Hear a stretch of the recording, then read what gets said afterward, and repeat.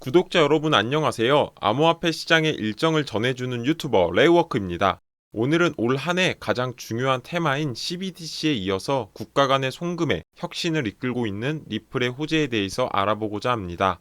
리플 호재 소개 전에 비트코인 현물 ETF를 신청한 비트와이즈에서 비트코인 ETF 광고를 드디어 송출했습니다. 함께 확인해보고 비트코인 ETF와 관련된 내용도 함께 짚고 넘어가도록 하겠습니다.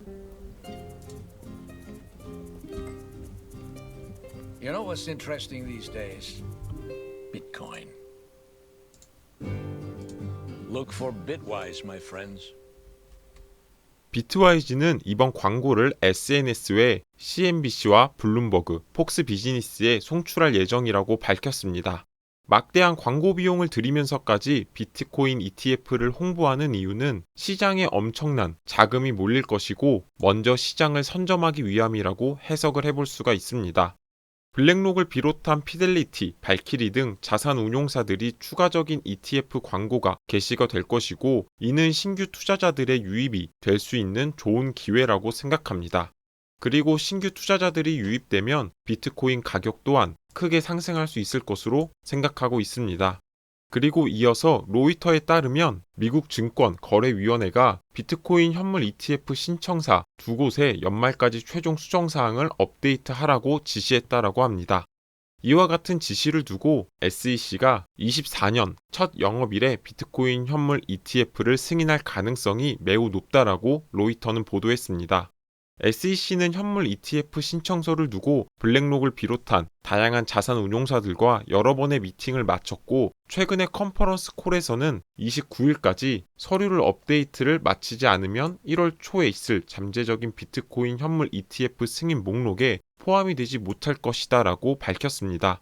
현재 다수의 추론에 의하면 SEC는 비트코인 현물 ETF를 일괄로 승인할 것이고 그렇게 하기 위해서 현물 ETF를 29일까지 수정하라고 지시한 것이 아닐까 생각합니다.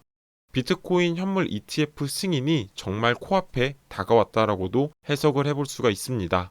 그럼 비트코인 현물 ETF가 승인이 되면 과연 얼마나 많은 자본들이 암호화폐로 유입이 될지 다양한 추측들에 대해서 살펴보도록 하겠습니다. 그 중에서도 미디엄의 유명 비트코인 블로거인 보야파티가 비트코인 ETF가 승인이 되면 수조 달러의 소매 저축이 비트코인 투자를 위해서 유입이 될 것이다 라고 언급했습니다. 현재는 비트코인을 구매하려면 거래소 가입, KYC 인증, 커스터디 등 복잡한 절차를 거쳐야 하는데 ETF는 이와 같은 고민 없이 손쉽게 비트코인을 구매할 수 있다는 점을 근거로 들고 있습니다. 비트코인 ETF 승인까지 조금만 참고 기다려보시면 내년 1월에 큰 성과로 나타날 수 있을 것이다 라고 생각합니다. 이어서 리플의 호재 소식으로 넘어가겠습니다. 12월 20일 리플이 아일랜드 중앙은행의 가상자산 서비스를 제공할 수 있는 라이센스를 확보하고 중앙은행에 공식적으로 등재가 되는 호재가 있었습니다.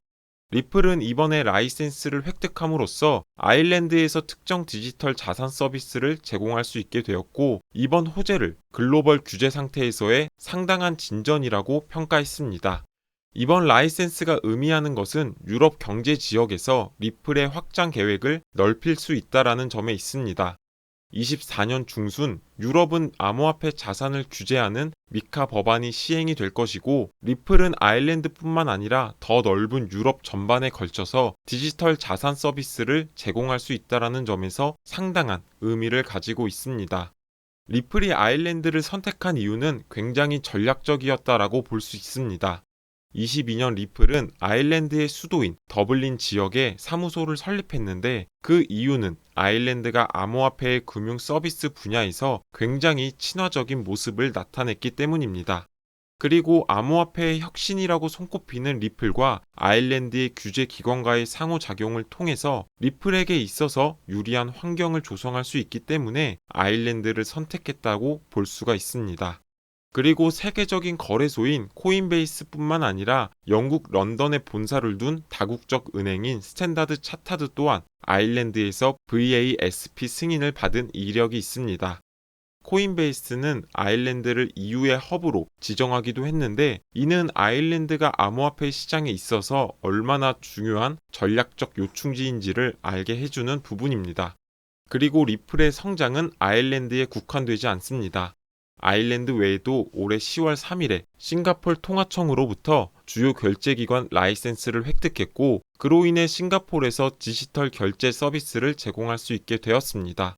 뿐만 아니라 미국에서는 금액을 송금할 때 필요로 하는 머니 트랜스미터 라이센스라고 불리는 MTL 라이센스를 획득했습니다.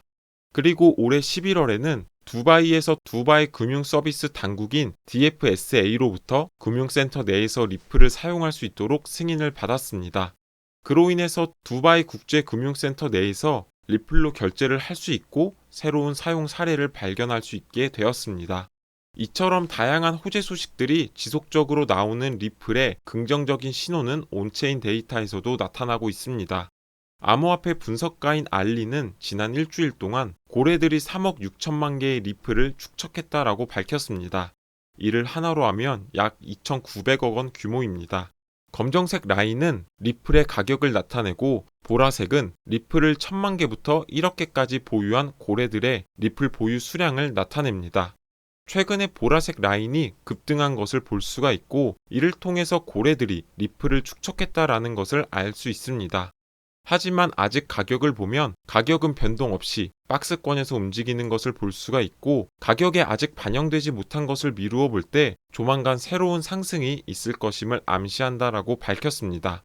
오늘 소개해드린 호재를 비롯해서 온체인 분석 데이터까지 참고하셔서 리플 투자하시는데 도움이 되셨으면 합니다.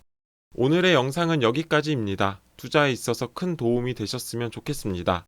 해당 영상이 도움이 되셨다면 구독과 좋아요 버튼을 눌러주시고 다음 코인 분석 때 뵙도록 하겠습니다. 시청해주셔서 감사합니다.